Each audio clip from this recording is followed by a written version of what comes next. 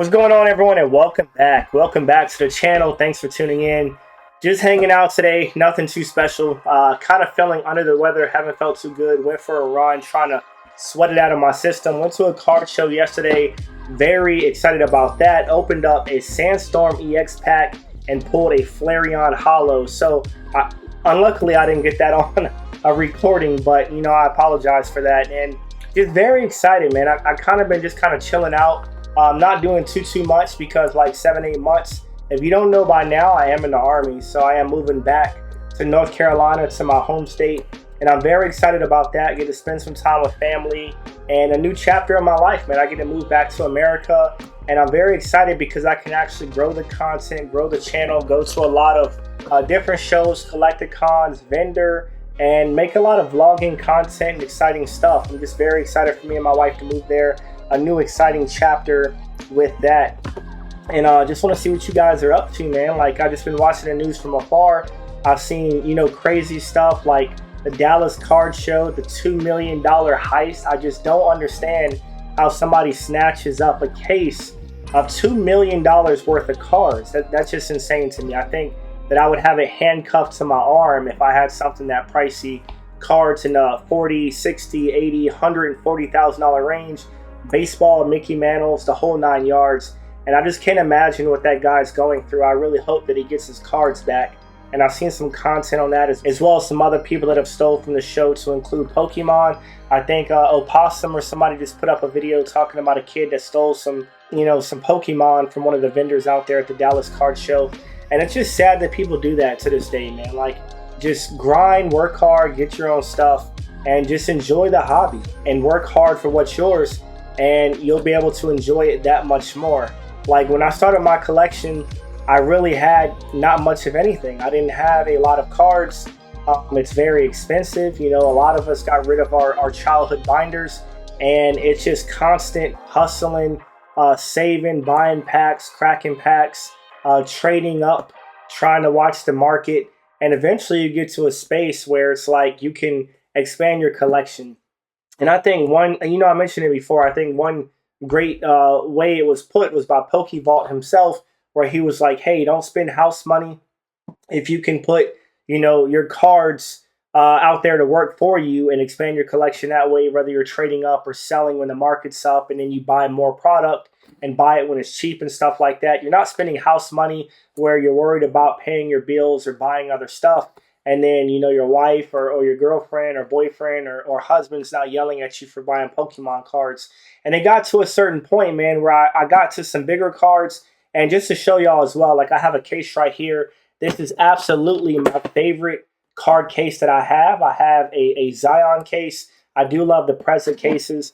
This is a vaulted case and absolutely stunning. This has a glass front, so you can display up to 4 cards right here. And it's pretty thick. They have locks on it, and it holds about 127 cards, PSA cards, and it has, of course, kind of hard to see, but the carbon fiber effect right there. You can take the cards out of the front of this if you want to, and the company will also etch your name on here on this case if you would like them to do so.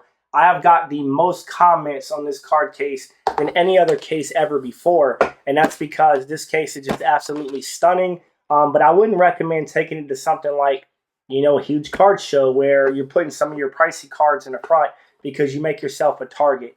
That's just me. I take this to like lower end shows and I keep eyes on it, and I wouldn't take it to nothing crazy unless I had more people with me and I had, a guard on this at all times, whether it's myself or my friend, because, it can get snatched. So yeah, just something to bear in mind. But these are some cards, man, my grails for PC that I probably would not get rid of. I love Pikachu. And I've always been after the Festa right here, with the starters. So this one is probably my favorite one. And then the Pikachu Mario, just none other, man. It's just nothing better than that. So the Pikachu Festas are just goated. And I'll love those forever. I probably won't let go of these out of my collection. I also have a Charizard box around here somewhere. I'll show y'all another cool case. I got this one actually in Paris. This one came in Paris, France. So I like this one too because it holds 6 cards and you can just display them however you like. So let me try to go ahead and get that on the camera. But yeah, you can display these however you like. and they look good as well. So that's pretty much all I've been doing, man. I think I also been scoping out some product online because I see that a lot of lunchbox tins with Evolving Skies and some other product is starting to hit the shelves out there. Not much of it, but it's been at Walmart, it's been in some other stores. You might find a couple boxes or tins of it, so be paying attention to that because a lot of that stuff has Evolving Skies packs. And even at GameStop, somebody picked up, I think it was, what's his name, Twice Baked Jake pulled up a tin was like $15 and it had 2 Evolving Skies packs in there. So pretty much one Evolving Skies pack, you're getting your money back for that entire tin, which had like 4 or 5 packs. So just keep your eyes peeled right now. Check your stores, check the shelves, and see what you can find, because anything that may have ES packs in there is definitely a win right now for MSRP. I'm watching Walmart's website. I'm watching all the websites that I can, because luckily I don't have, I can't just walk into a Walmart or a Target here in Europe. But, I hope you guys get some great product and keep your eyes peeled for that. That's what I'm waiting for. I'm also waiting for that Rocket return set. I think it's January time frame. This, the last video that I put out talking about that. I'm very excited for that. And I mean, just want to crack some packs, man. 151 is incredibly cheap now, so if you want to get your hands on some boxes of 151, you can do that as well.